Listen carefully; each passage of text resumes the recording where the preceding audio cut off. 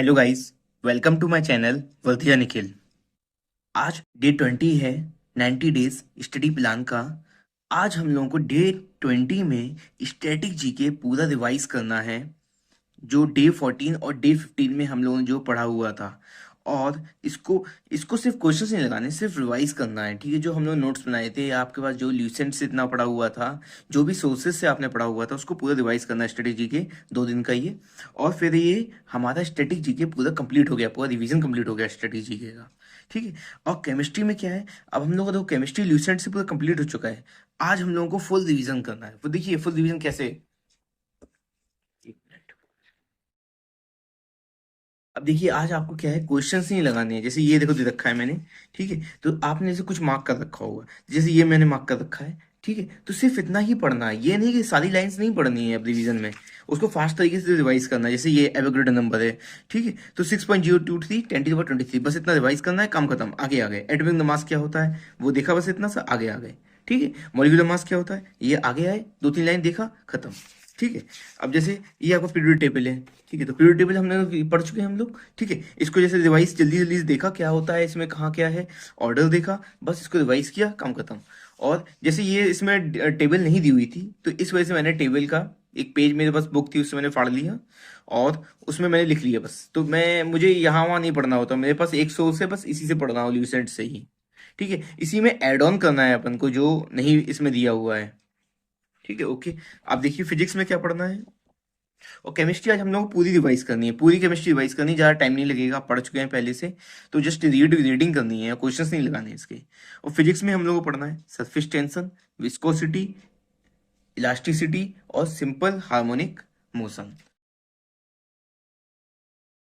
देखिए अब जैसे ये सरफेस, अपना सरफेस टेंशन है ये चैप्टर, ठीक है। तो इसको जल्दी से रिवाइज करते रहना है, ठीक है। और जैसे कुछ एक्स्ट्रा मिलता है हम लोगों को, जैसे ये देखिए आपको जैसे कुछ एक्स्ट्रा मिलता है मुझे, तो मैं क्या करता हूँ यहाँ पे ऊपर लिख लेता हूँ यहाँ पर, ठीक है। मैं और कहीं नहीं लिखता हूँ, बस यही मेरे पास है फाइनली, मैं इसी से ही रिवीजन करूंगा अगली बार फिर से।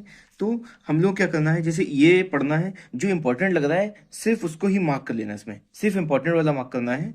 और जब क्वेश्चंस लगाएंगे आप तो आपको पता चलेगा और चीज़ें क्या इंपॉर्टेंट है, तो फिर उसको भी मार्क कर लेना है, ठीक है। लेकिन स्टार्टिंग में सिर्फ आपको वही मार्क करना है जो आपको लगेगा बहुत इंपॉर्टेंट है, ठीक है। तो सरफेस टेंशन है जैसे, तो सरफेस टेंशन में ये सब चीज़ें हम लोगों को पढ़नी है। ऐसी विस्कोसिटी, तो और जो आपको इंपॉर्टेंट चीज़ें से मुझे कुछ इंपॉर्टेंट मिलता है तो मैं यहाँ पे ऐसे लिख लेता हूँ यहाँ पे, और यहीं पे इसको रख लेता हूँ इसी पेज को। जैसे मुझे इसमें कुछ इंपॉर्टेंट मिला तो मैंने इसी में रख लिया, ठीक है। तो इस टाइप से पढ़ना है। और छोटा छोटा टॉपिक है, सिंपल हार्मोनिक मोशन है इसमें सब। देखिए जैसे सिंपल हार्मोनिक मोशन है, तो इसमें हम लोग को सब कुछ नहीं पढ़ना हुआ है, जो जो इंपॉर्टेंट लगेगा आपको सिर्फ उतना ही पढ़ना है, ठीक है। जैसे ये है, इसमें फॉर्मूला दिया हुआ है, तो इसमें बुक में नहीं दिया है, तो इसलिए मैंने क्या किया यहाँ पर ऊपर लिख लिया। और ये जो इंपॉर्टेंट लगा वो मैंने लिख लिया यहाँ पर, ठीक है। और जैसे बस बस इतना ही सा ही पढ़ना है। जैसे ये है, टेबल है यहाँ पर, ये दी हुई है, फॉर्मूला दिया हुआ है 2 π√L/G, इसको पढ़ लेना है। और जो इंपॉर्टेंट लगेगा वो यहाँ पर लिख लेना है, बस इतना सा ही करना है आज। और इसके फिर प्रीवियस लगा लेने हैं एसएससी के।